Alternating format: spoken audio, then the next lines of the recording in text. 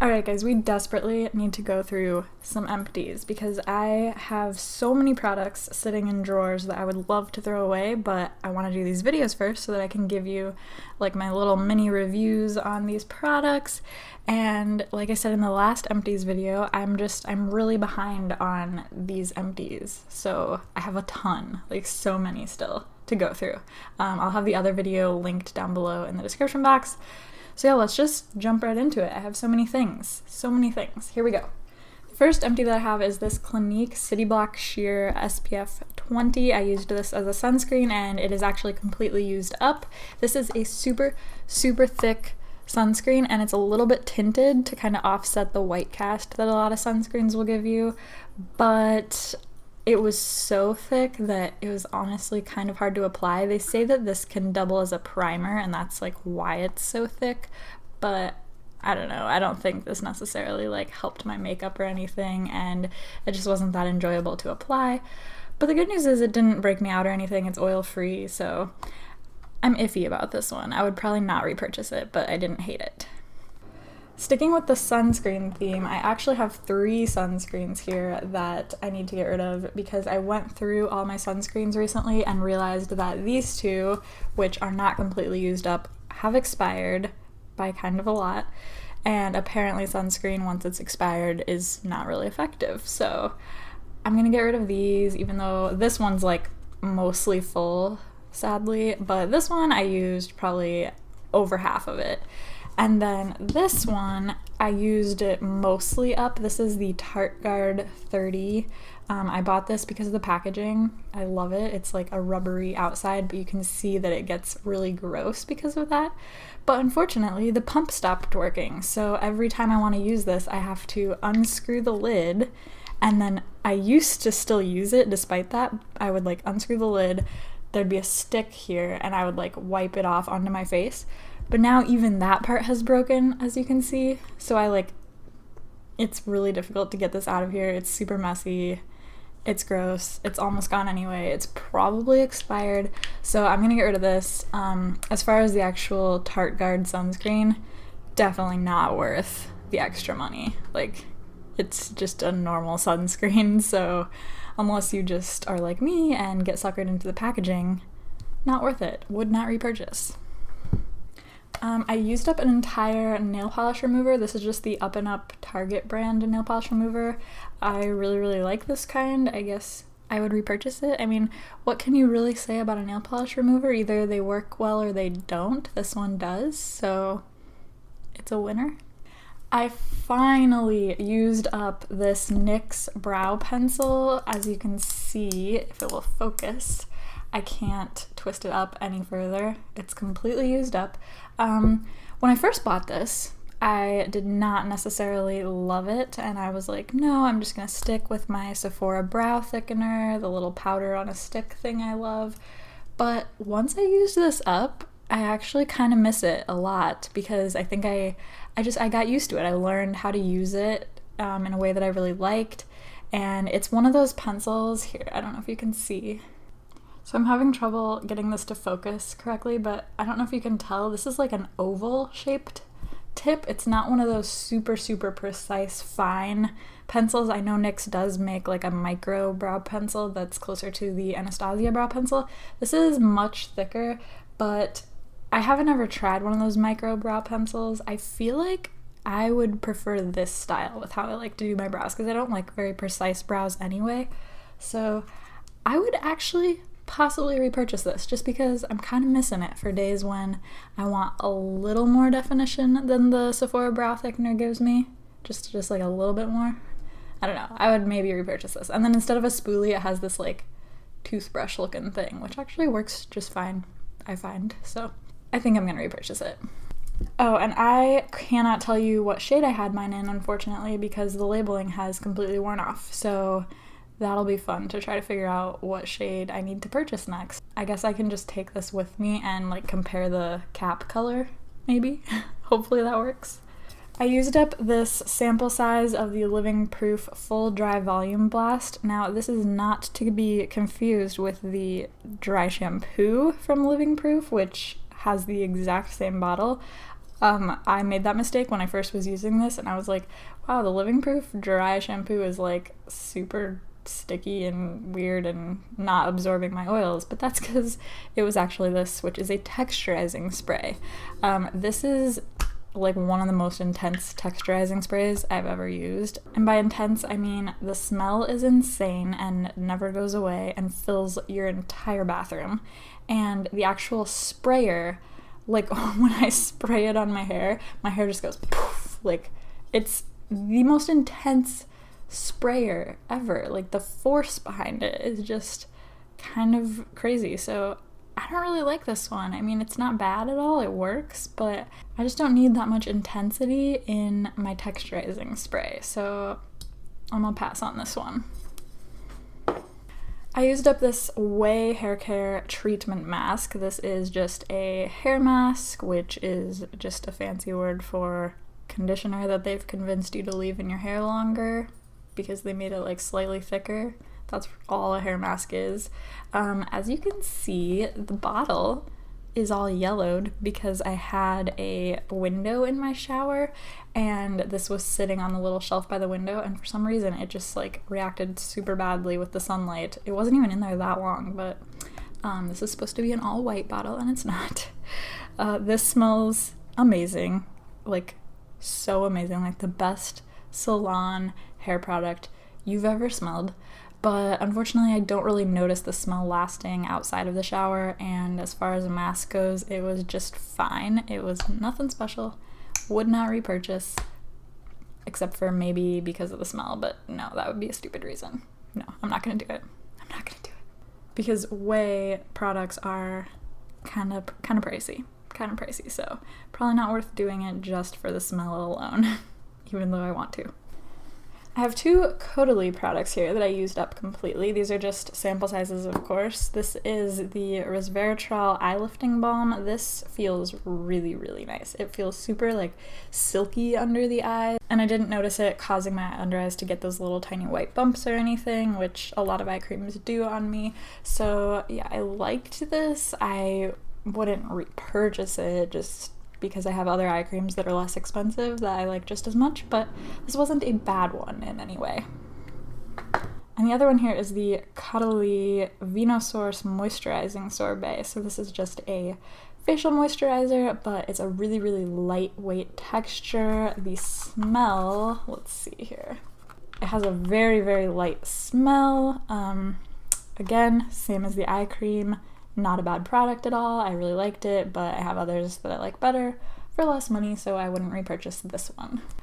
I finished up an entire Alba Bontanica Acne Dote face and body scrub. This is the like miracle product if you have body acne, like on your chest, on your back, anywhere. This is the only product that has ever cleared it up for me. I love it so much. It's a body wash. It suds this up really nicely, but it also, the inside of this is really gross because it's all dried up, but it has all these tiny, tiny little black scrubbies in it, and I love this so much. I have already repurchased it. I have like 5 on backup because this product, if you have acne on your body, you need this. You can find it at Target. It's not expensive. You get so much in here. I love it. I love it. I love it. I love it so much. Oh, and it has a nice like minty scent, and I forgot to mention it has 2% salicylic acid in it, so that's what's kind of working on the acne is salicylic acid, which my skin reacts really, really well to salicylic acid, so this works for me. I used up 2 little babies of my favorite deodorant ever. This is the Dove Advanced Care deodorant. I really, really love it. I used up one of these travel sizes on my trip to Europe, and the other one I just used up because I need to get through some products, so yeah. Oh, and I have repurchased this already, and I will continue to repurchase it because it is really soothing on my underarms, which get irritated really, really easily. So if you have that problem, I would definitely check out this deodorant antiperspirant. I used up this Bath & Body Works Sweet Pea Body Cream. This I have maybe had since early college. I'm talking like years and years I have owned this.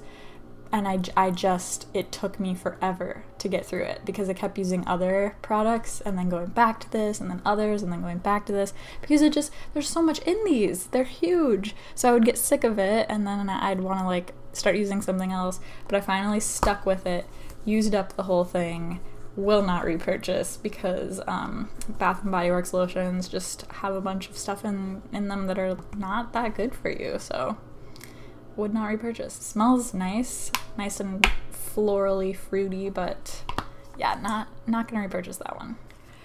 This product is the Wet n Wild Eye Primer from back before they have their new packaging. Here, I'll show you what the new packaging looks like.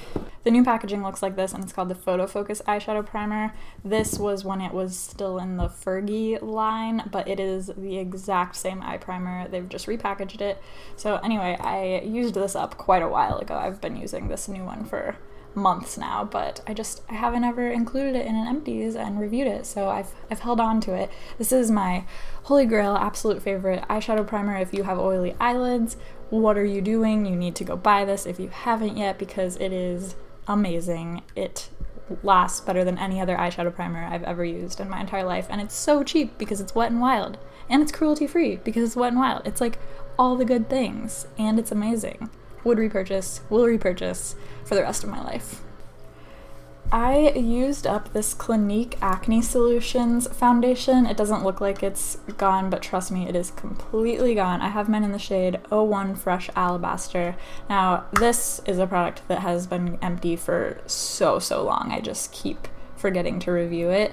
But back when my acne was super bad, like completely covering my face, this was the only product that I could use that didn't make it worse. It has salicylic acid in it. The label's completely worn off of it. It comes with a label when you purchase it. It is not the most long-wearing foundation, but other than that, I had no complaints with this. It covers really well for being an acne foundation. It has a decently matte finish. It doesn't break up with my oils. I really liked this. I would maybe repurchase it. I don't have as bad of acne now, so I've since found other foundations that just work a little bit better for me for what I need right now, but if my acne got worse again, I would definitely repurchase this. It's really good. And again, that's the Clinique Acne Solutions foundation. I used up this little baby sample of the Tarte Lash Primer. Again, label has worn off, so I don't actually know the proper name of this stuff, but it's just one of those white lash primers. You put it on before you put your mascara on, and it just makes your lashes a lot bigger, and it actually really works. I'm testing out another one right now from Loreal, so I'll have to, once I have tested that out a little bit more, I'll have to compare the two and see if one is significantly better than the other. But as someone who never wears false lashes, I actually really like these lash primers. I find that they do really make my lashes a lot bigger, and they're pretty easy to use. You just put it on, you don't even have to wait, you just do one eye, do the other. By the time you're done with the other, the first eye is dry enough to go in with your regular mascara. So I'm kind of into lash primers now because of this one. I just got this randomly with a foundation that I had purchased. I'd never tried a lash primer before, but it got me hooked. So we'll see how the L'Oreal one is compared to this, but I really liked this one. My mom tried this too, and she has like blonde lashes that are almost non-existent, and the difference when she used this was insane on her lashes. It was kind of crazy. Speaking of the L'Oreal lash primer, I used up a L'Oreal Voluminous regular mascara. This is not the carbon black one that everyone talks about, because I got this from Influenster. So I really want to try the carbon black one, but I really liked this one. Obviously it's not like completely gone, but it's dried up enough to where I can't really use it anymore. But I had never tried this mascara. It's like a very classic, everyone loves this mascara, and I can see why now that I've tried it. It's like the perfect volumizing mascara. It just looks nice. It's a tiny bit clumpier than my favorite mascara, which is the CoverGirl Lash Blast in the orange tube, but it gives you more volume, so it's just a trade-off. Like if you want absolutely no clumps, quite a bit of volume, go for the CoverGirl one. If you're okay with like a little bit clumpier of a look, just tiny bit clumpier of a look, but more volume and more length, I would go for this one. This one is super buildable, so you can get like a little extra or you can go crazy with it. I really like the brush on it. It's a natural hair brush, but there are tons of bristles, so it really gets in and coats like every single lash. It's not too big, it's not too small. I love it. I would definitely consider repurchasing this one. But like I said, I want to get it in the carbon black just to see what all the hype is about. Like, is it really that much blacker than this black shade? Okay, we'll do 3 more products in this video and then I'll do a part 3. So this product is not completely gone. This is my favorite concealer in the world, the Sephora Gel Serum, let's see, Bright Future Gel Serum Concealer. This is not my shade. This is in the shade Parfait.